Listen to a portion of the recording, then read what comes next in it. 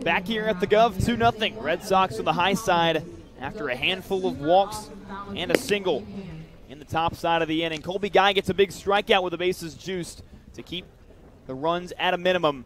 And now the scoring looks to come from the Commodores, and we get going.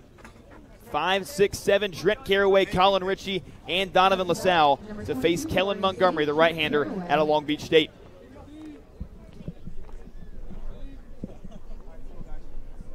Oregon State Beaver Trent Carraway digs in. A .250 line for him so far through a few games. First pitch. Fastball down the channel.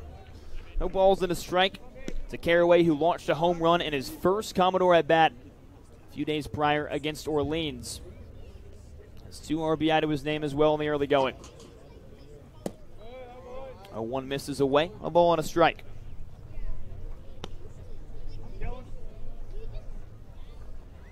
Carraway played last night at third base for the Commodores, DHing tonight. 1-1 on the ground to the third baseman McGee. Spins and throws, and that's a first out of the inning on some nice glove work for the Texas Tech Red Raider, Cade McGee. Number 33 from Oklahoma State, Colin Ritchie. One gone on a couple of pitches, and here's Colin Ritchie, the product out of Oklahoma State, getting the start in right field tonight for the Doors.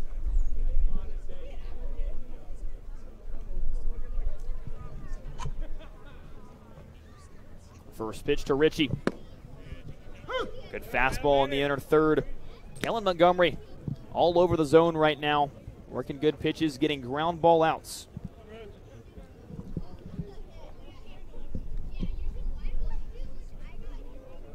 No balls and a strike.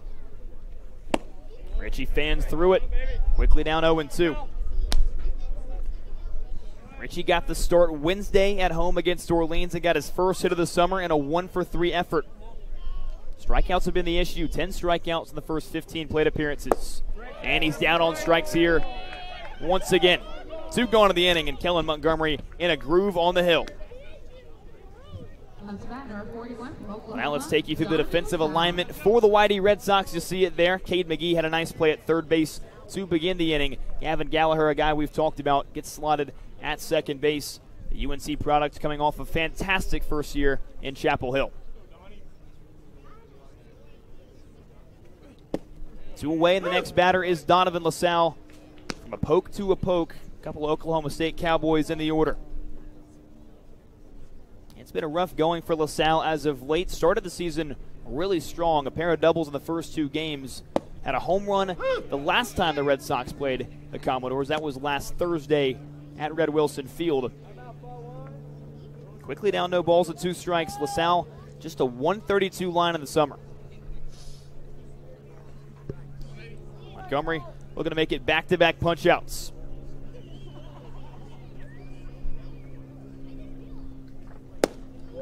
Just misses outside. 1 ball, 2 strikes.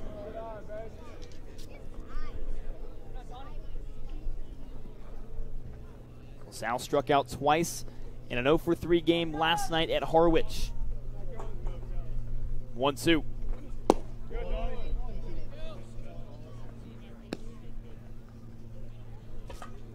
LaSalle has started the last few games in center field for the Commodores. We've seen him in left, we've seen him in right.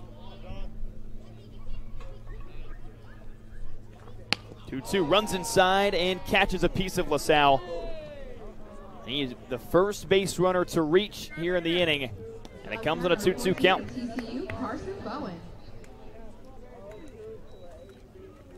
So some life for the Commodores here with 2 going in the second. Take another look at it. Ladies and gentlemen, that is why you wear an elbow guard. If it's not there, that one might hurt just a little bit more. Next batter is the backstop, Carson Bowen, out of TCU, catching in his 5th straight game for Falmouth.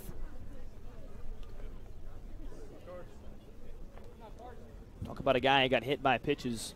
Bowen was hit twice last night at Harwich. His first 2 plate appearances were 1 off the shoe, 1 off the elbow. Other 2 at-bats A ground out and a fly out. 1-0. Bowen into right center. It drops for a base hit. LaSalle chugs around second to third. And a big 2-out base hit for Carson Bowen puts runners on the corners. And the Commodores a chance to strike with Isaiah Barquette. Up to bat number 6 from Stetson, Isaiah Barquette. And here's the issue that the Doors had last night is they just couldn't hit with runners on base and in scoring position, and you really need to come through here and see what Isaiah can do. You see Barquette switch his number from 13 to 6. Christian Martin previously wore number 6. He departed after the game last night and asked Isaiah today, what's with the switch? He's like, I'm just carrying on his legacy. Nothing crazy with the number switch, but that's what you'll see Isaiah in likely the rest of the summer.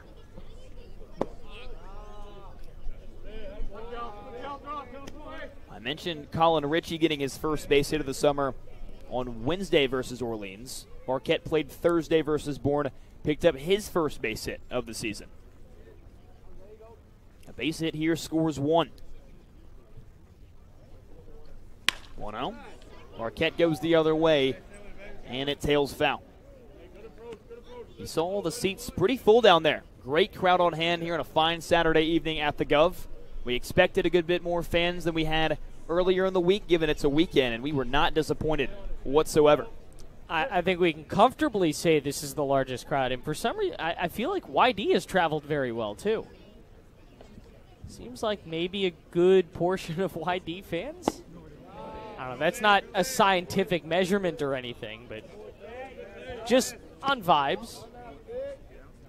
Third base side bleachers pretty full. Plenty of lawn chairs and blankets on the hill, down the left field line as well. YD just has a good history here. They've won 3 championships at this field. They like playing here. 2-1. Breaking ball misses low. Barquette in the driver's seat. 3 balls and a strike. Can pick out the pitch he likes.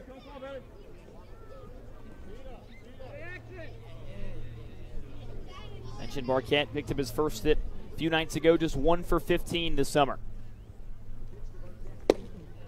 Takes a fastball down the middle. Count turns full, 3 balls, 2 strikes.